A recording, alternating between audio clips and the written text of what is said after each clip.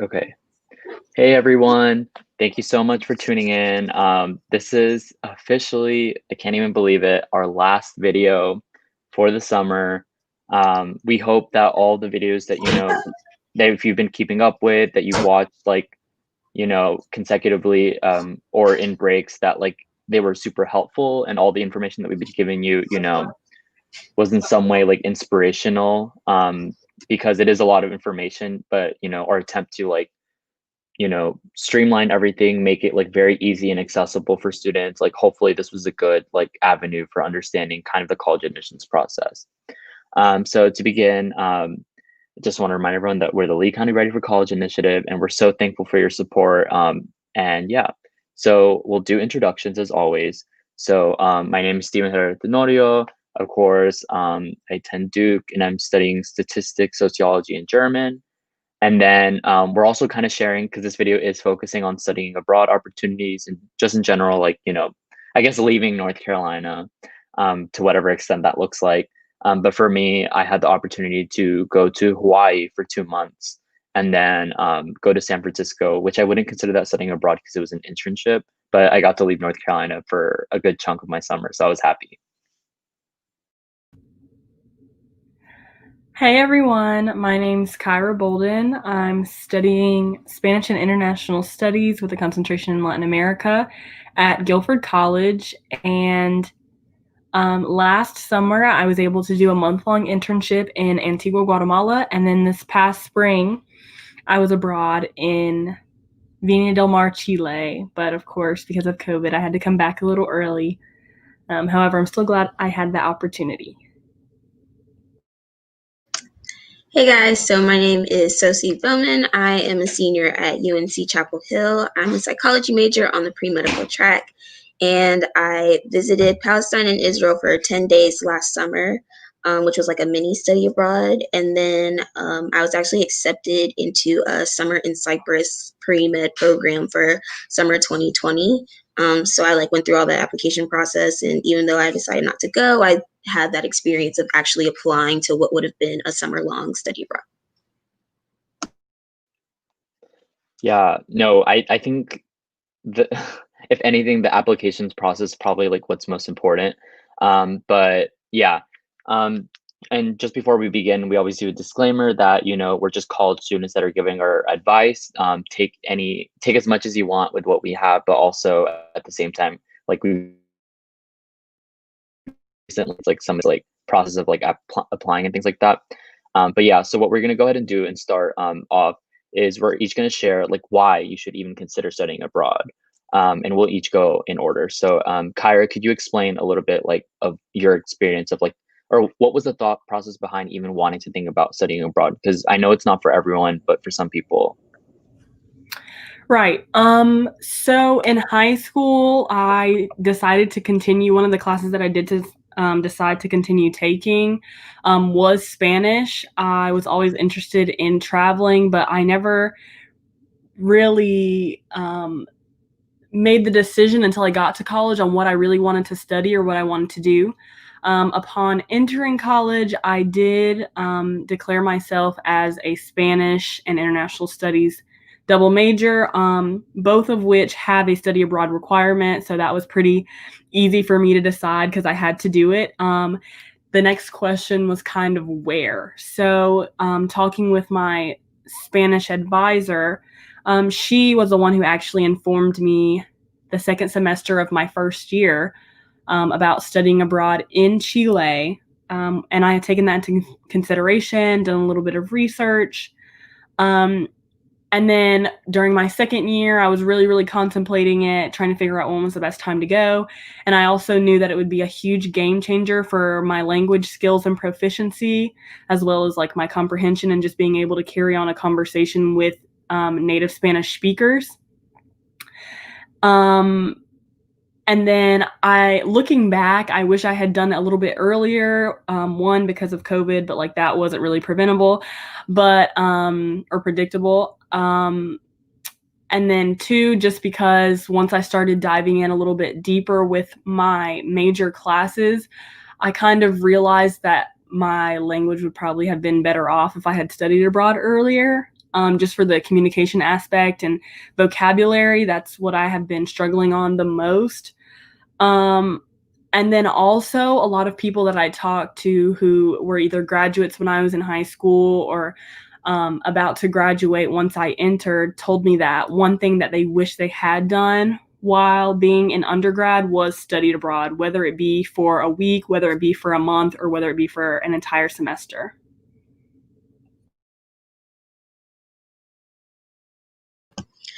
Those are really great points, Kyra. I wholeheartedly agree.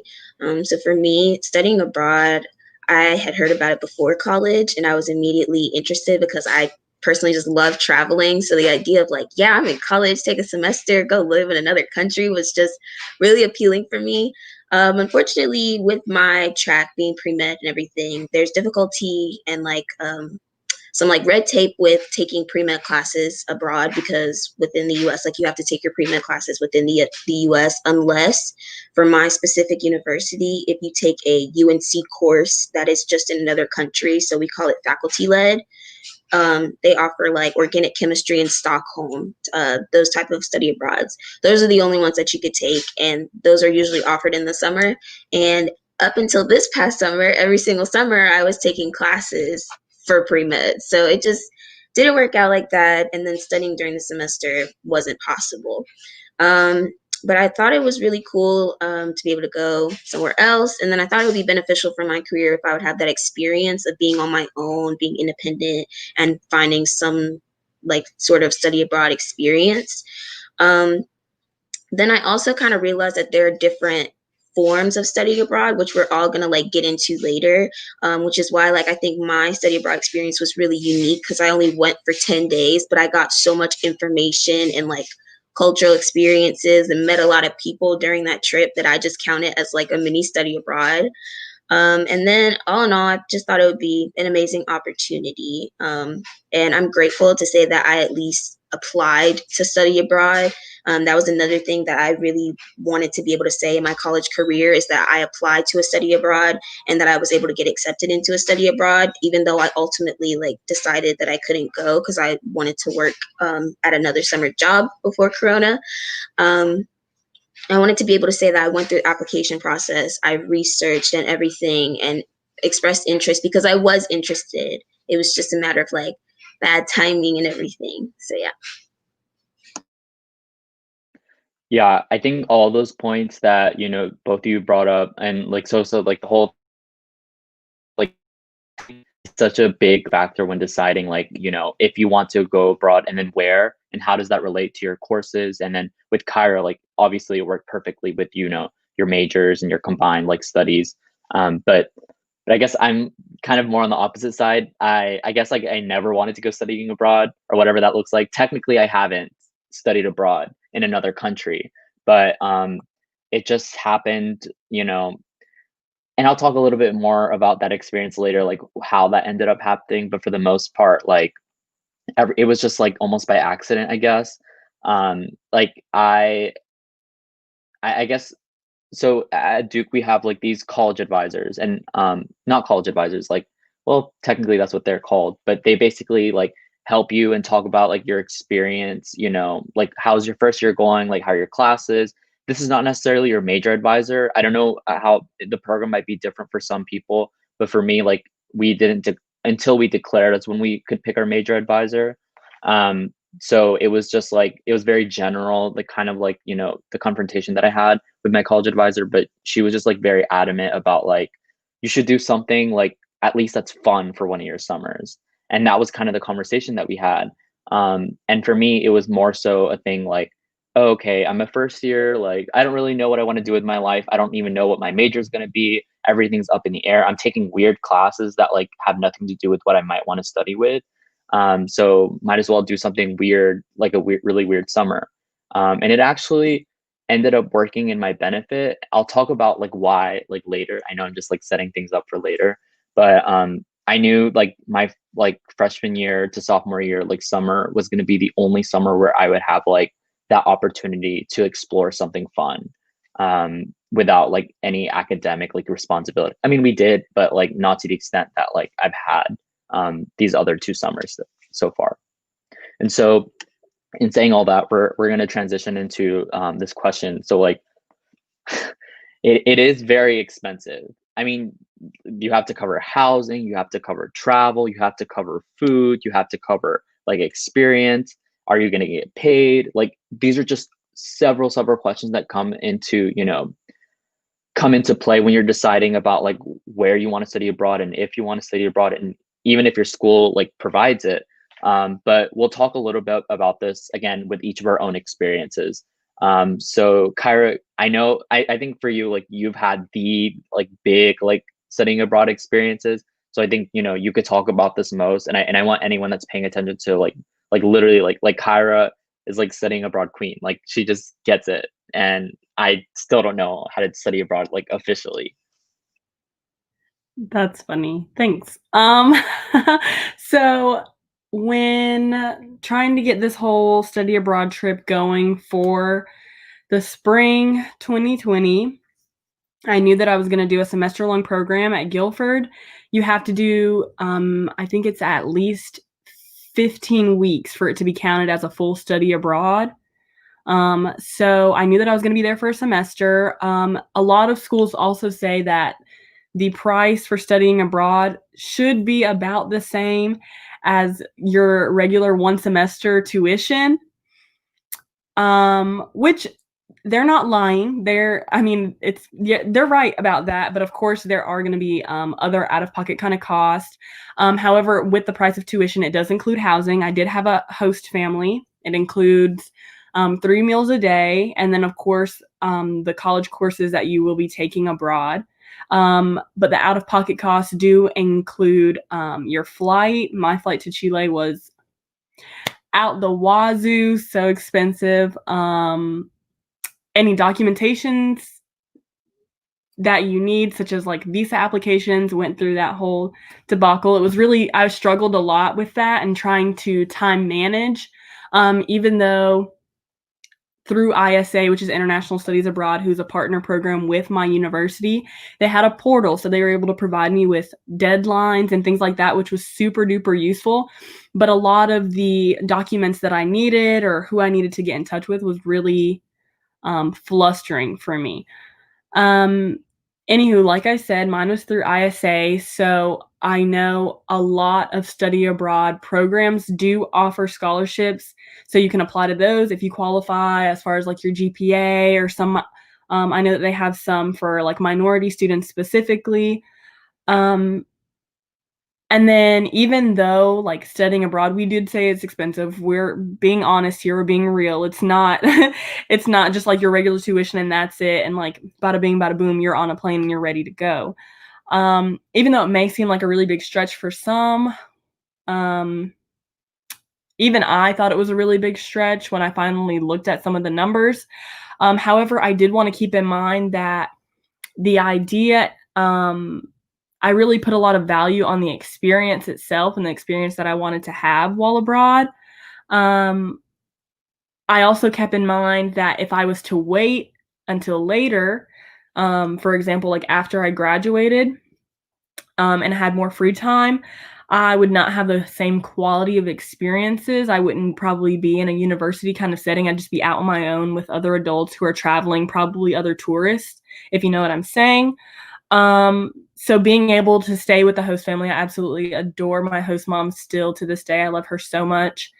Getting to know the city. The second day I was there, she literally walked me around the entire city, told me how to use the transportation, like all that. It's memories, small little things like that like you'll really end up cherishing whenever your trip is over.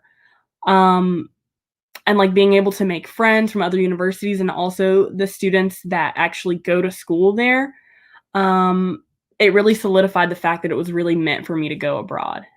So that was my little blurb. I really love what you said about like small moments during study abroad, because those are things that you really take home during like our tour. Like I just think of, again, those like really little moments. But I have so much information for like funding study abroad, because I was told once I started expressing interest for study abroad, even before college, there is money for people to study abroad. You just have to find it.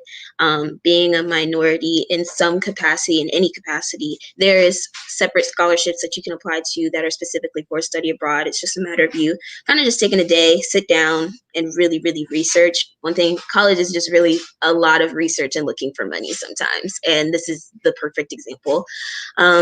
So specific to, I guess, like my university and my experiences, and then some general, sometimes financial aid can apply to certain study abroad programs that you apply to. You have to check with your university. And sometimes they transfer that money, especially if it's during the school year. It's in the summer that things get, kind of gray. But during the school year, typically your financial aid, your aid package that you get is applied. And then, you start looking for scholarships, which is why we tell you, apply for financial aid. You can reference the video that we did about that recently as well. So I was so just like scholarships to fund your tuition, apply early and everywhere. Sometimes making connections with people who are in the study abroad office or people who conduct the study abroad programs at your school, making connections with them is really beneficial because they look out. When I was applying for my study abroad in Cyprus, my GPA was actually like 0.1 below. And, I'm just still stuck in that mindset of like, well, it looks like I can't apply, but I applied anyway. And I told the guy up front, I was like, hey, I'm a little skeptical because my GPA is below you guys' requirement. He was like, just apply, we'll see. And I was accepted. So sometimes they really look out if it's like a program that they know you're like really interested in. So UNC has a study abroad office, which is pretty unique because within our office, we have different people who manage different regions of the world. So if you want to study abroad in Asia, if you want to study abroad in Western Europe, we have people specifically designated and specialized in that area, and they specialize down to like housing, financial aid specific to that region, different programs within that region. So originally, I wanted to study abroad in Western Europe.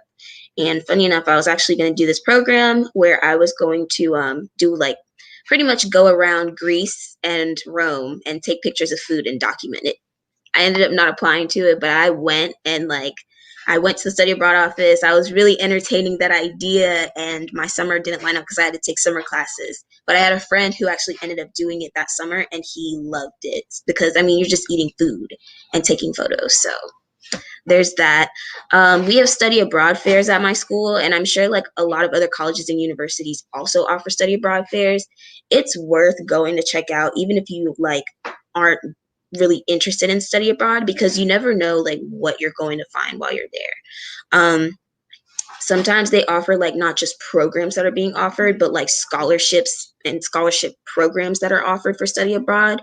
Because our study abroad office, they have their own amount of funding that sometimes they give scholarships to students who apply through a separate application as well. So prime example, we have the Phillips ambassadors at my school, and people who apply to study abroad in Asia can also apply to be Phillips ambassadors, and they get a very large scholarship to help fund that, which is really helpful. And then they're also in a program that they get to cultivate friendships and community that they go and they're a part of for the rest of their time at Carolina. So definitely check out a study abroad fair because it has not just program information, but funding information, which is very important. And then sometimes some schools have unique, affordable, smaller programs. So another example, UNC has Passport to Go. So if you're a student who's never had a passport before, you go to this kind of like a passport drive and you can get a passport. And I believe it's free if I'm not mistaken, which is $125 saved. And that doesn't expire for 10 years. So a lot of students utilize that whenever they get to college. I believe it's for first years only. So you definitely want to check first year opportunities once you get to campus for study abroad. Because we also offer this free first year trip. Sometimes they go to Puerto Rico and other times they go to Trinidad and Tobago. I actually applied to those trips. I didn't get it, but it was okay because I have friends who also have gotten it. And those are for students who have little to no outside traveling outside of the US traveling experiences. And it's literally just a tour, a little bit of community service and everything. And that whole trip is funded. So that's just some like opportunities that like my school has with my program that I had with studying with going to Palestine and Israel. My program, I applied, not even really applied. I kind of got it through my leadership work with student government, and I was kind of encouraged to apply, and it was a fully funded trip. And we got like had to put out a refundable deposit. They were willing to work with my family and our financial needs because I couldn't even like put down the full deposit immediately, and so they like altered it so that I would be able to like still go. So sometimes like you can find like third party or like smaller study abroads, and usually they're really willing to work with you because sometimes like not a lot of students apply. So definitely also encourage applying to smaller study abroad programs as well, not just the large ones like to London and Barcelona. Sometimes going to a unique location, not a lot of people go there, and so not a lot there's money that are for those locations that people don't get. So yeah, that's my spiel. Yeah, no, I think everything that y'all both shared, like, is so relevant, especially because, like I mentioned before, it's so expensive and you literally have to just, like, figure out it's just scrambling. You're scrambling the entire time during college. Like, what am I gonna do? Like, who should I contact? Who should I know? Who should I speak to? And it's like constant, like, trying to figure out these things, all while still, like, dealing with, like, academics and things like that. So I guess, like, for me, like, my advice, I mean, because I was very fortunate and I guess a lot of like my experiences are related to Duke, and Duke just has a really, really large endowment. So, I mean, we're fortunate enough to, have a lot of these privileges when like trying to figure out like, studying abroad opportunities and things like that. But I know for, you know, probably more than likely like students aren't going to have that opportunity. And especially with COVID, like I'm sure, they're going to be halting like a lot of these like programs and like financial aid specifically, like, lend it out for students like that. And also just like they're not letting students go abroad anywhere. So, um, but I would say like definitely communicate as soon as you can with that college advisor that I mentioned earlier, at your specific university, and just letting them know like who do I need to contact. Like I would say even like me even the first like couple of weeks that you're in school, like definitely figure that out and have that conversation, and make sure that whatever information that you do share is somewhat confidential if you want it to be, because sometimes I know like sharing like really personal like financial details like might be like a little bit difficult to access. But when it comes down to like, you know, like that last penny of like what you need to pay for, like you want to let them know like, I can't afford this, and just communicate that like early on. So the final thing that we'll be talking about is, I guess, different forms of studying abroad, because I think gave like little like kind of our abroad experiences, and they're all completely different. Um, and and I think Cairo especially will talk more about like the like famous semester long like studying abroad experience, because it is like something usually like for juniors. It's almost reserved for juniors. Like you almost know it to be junior year experience. And so Cairo, like I'm really interested to hear your perspective, and then we'll share our perspectives of what those different forms look like. Okay, yeah. So I'm going to talk about my internship first. So, during my second year of college, I was a Centered for Principal Problem Solving scholar, which you had to apply for, and then a 2 credit class in the fall, a 4 credit class in the spring, and then you have to do an internship, which they were able to give all of us a stipend for. So I decided to look online, look up internships. Just, I don't know. I wanted to use that money um, to go somewhere different, do something, just I wanted to see the world. So I found this website where I could do a 4 week certification course to get certified in teaching English as a foreign language, or teachers of English to speakers of other languages, TEFL/TESOL. So I found the internship myself, which was a requirement. I received my stipend, which helped me pay for my ticket, and then a little bit of the actual cost for the internship. The internship itself focused on learning the teaching mechanisms for ESL adult students.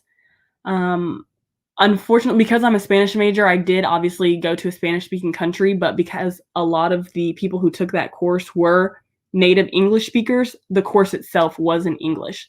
So I was in the classroom like 7 to 8 hours a day speaking nothing but English, and then whenever I would go home, because I did stay with a host family as well, and 2 meals a day were provided. Those were the only times I really got to speak Spanish, which was good because I was able to speak to native Spanish speakers, but also it kind of sucked because I wasn't able to use it in an academic kind of setting. Um, the thing that I loved about this was I was fully immersed in a country I'd never visited before with people I literally just met, and I loved like that sense and feeling of independence.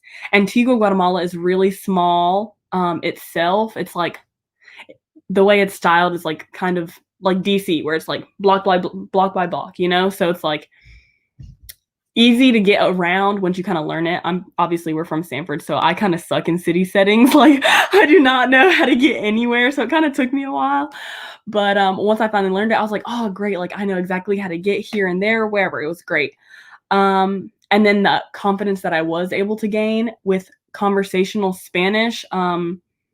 There was this place that we went to for lunch pretty much every day because it was so cheap, but the ladies were so nice. We talked to them, and then my host mom was really nice too. So I did gain a little bit of confidence with my speaking while I was there. Then going to Chile, unfortunately, I was only able to stay there for a month, and I was supposed to be there for 4.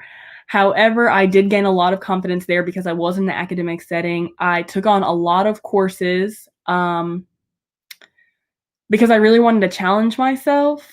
And also, I really want to graduate on time. So I took those. I ended up taking 5 courses, 4 of which were in Spanish, 1 in English.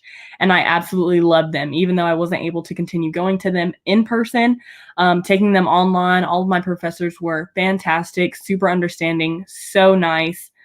I still talk to some of my friends that I made in those classes. I did get to travel around Chile while I was there for a little while. We got to go to the desert, which was hot, obviously, but it was just so nice to be able to have that freedom, like I stated earlier, being by myself. Yeah, I think that's it. That sounds really interesting, Kyra. Sorry your study abroad got cut short, but I'm glad you were able to have a really fun time, a small time that you were there.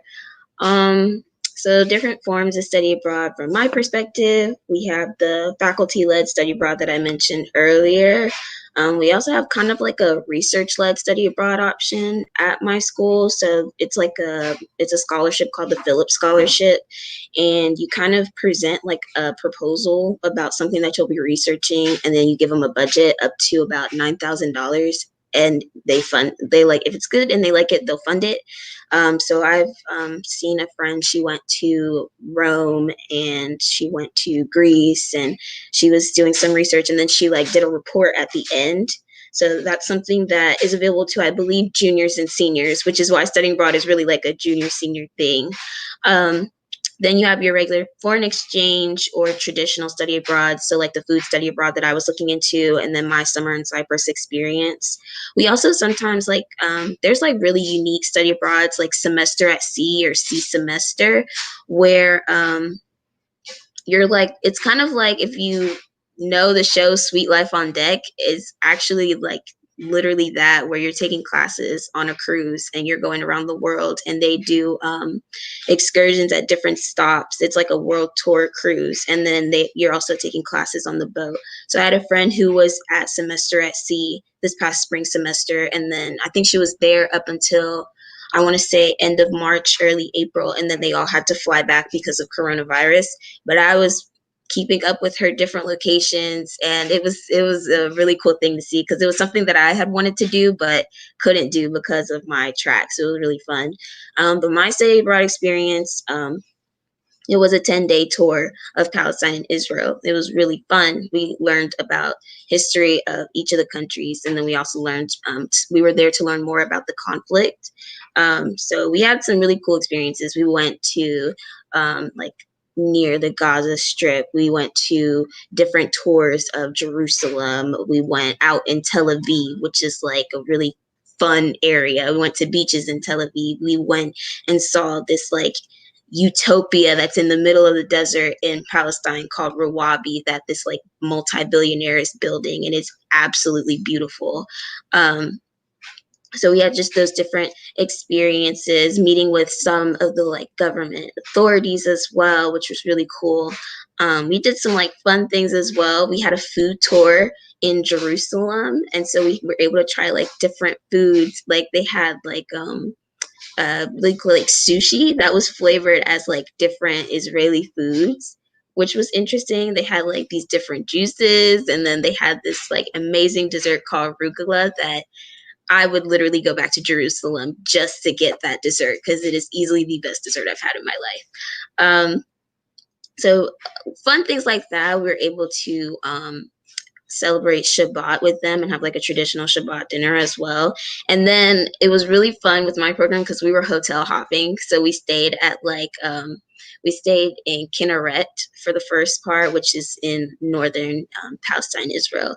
And from there, that was like a villa style stay. And then we went to hotels that were in Jerusalem. And then we stayed at a hotel in Tel Aviv that was like 5-minute walk from the beach. And it was just like really cool seeing like the different areas. And you know, hotel hopping is fun when it's paid for, I'll say that. So I was just hopping on a bus, drag me to a location, and I'm suddenly in another hotel room.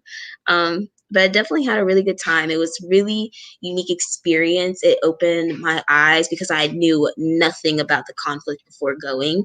And so I went to learn because I always hear about things with like Israel and Palestine in the news, but never knew what was going on. So now I would say I definitely have more knowledge. I don't have like any like full commitment at all, except for, you know, just like I'm constantly learning and constantly trying to understand, just like everybody else was on my trip. It definitely was like, you know, everybody formed their like opinions on the trip based off of like certain things. But you know, at the end of the day, like we really went and learned more and had more questions when we left than when we came, which let us know that we learned something. So really great time, and also got to see some pretty cool like holy sites that were important to, you know, some of us because some of us are religious. So once in a lifetime experience. I would definitely go back because sometimes you really don't realize like there's people on the other side of the world until you're actually on the other side of the world. Because to me, it just blew my mind that there's, you know, they're just living life kind of like how we are, but they're on the other side of the world. So it really opened my eyes to how big the world was. But it was an amazing time, and I definitely miss it. Yeah, no, and just putting it all together perfectly. So it is global perspective you have in the ways that you think about, you know, like what you decide to do, like in your future, how you decide to approach things and to have those conversations. It's a much more like interconnected global mindset rather than like a more isolated experience. Like, oh, like that's just how life is, just because I'm from Stanford, North Carolina, and that's how I should expect it to be. And I think it should be stressed. I mean, for me, like, yes, it was like by accident, but at the end of the day, like I got to go to the North Shore of Hawaii, on the island of Kauai, and it was just it's different. It's a new like native population. They have their own cultural ways of like, you know, communicating with each other, different foods, and then you have a new perspective on like, you know, American, like just the idea of America and what that looks like because it's completely different to Native Hawaiians. Um, but I don't know. I think yeah. So like what you brought up, like those new perspectives. It's something you can't find anywhere else unless you actually go and experience those things. And I'm just glad that, you know, we had the opportunity this entire summer to share about how like how our college experiences shaped us, like how like applying to college could completely change our lives, and have these like unique experience that you otherwise wouldn't get it just from being from Stanford. So with all that being said, I'm so happy that we got to finish our entire summer series, our first summer series, we'll definitely continue this next year. But please, please, please, like feel free to email any of us if you have any additional questions about anything that we shared, especially, you know, with studying abroad. We could talk about this all day because there's so many different unique experiences that you could partake in. But with that being said, thank you so much, everyone, for an amazing summer. And if you're watching this later, I hope you enjoyed all these videos. So thank you so much, everyone.